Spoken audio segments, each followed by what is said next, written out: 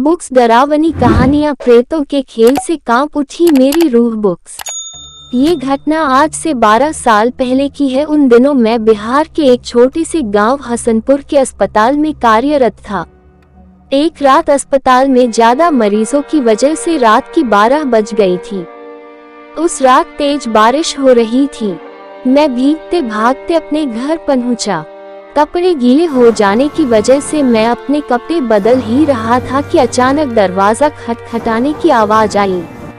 मैंने सोचा इतनी रात को कौन आया होगा। मैंने दरवाजा खोला और देखा कि एक लड़की जो बरसात में भीगी हुई थी रोते हुए कहने लगी कि मेरी माँ की तबीयत बहुत खराब है, आप जल्दी चलिए नहीं तो वो मर जाएगी। मैंने उससे कहा कि रात को मैं मरीज नहीं देखता हूँ, सुबह अस्पताल ले आना। मगर वो लड़की जाने को तैयार नहीं थी और रोने गिड़गिड़ाने लगी। उसकी आवाज सुनकर मेरी पत्नी को उस लड़की पर दया आ गई और मुझे उसके साथ जाने को कहा। मैंने मन ही मन परेशान होते हुए बाहर आया और अपनी जीप निकाली। सुनसान रास्तों से होते हुए वो लड़की मुझे 5-7 किलोमीटर दूर एक दूसरे गांव में ले गई। मैंने सोचा कि ये लड़की इतनी रात को मेरे यहाँ कैसे पहुंची, लेकिन मैंने इन बातों की तरफ ध्यान न देते हुए एक मकान में पहुंचे और वहां उसकी मां बीमार पलंग पर लेटी थी। मैंने उसकी नब्ज देखी और इंजेक्शन दे दिया और कुछ दवाएं लिख दी। उस लड़की ने मुझको बाहर मेरी जीप तक मुझको छोड़ दिया। फिर मैं घर पर आ गया। अगली सुबह मैं जब अस्पताल के लिए जाने लगा तो सोचा कि रात वाले मरीज से मिलता जाऊं। थोड़ा सा चक्कर ही पड़ेगा रास्ते में जाने को, ये सोचकर मैं वहां गांव में पहुंचा। मैं रात को जिस मकान में गया वो उस जगह पर मुझे नहीं दिखा।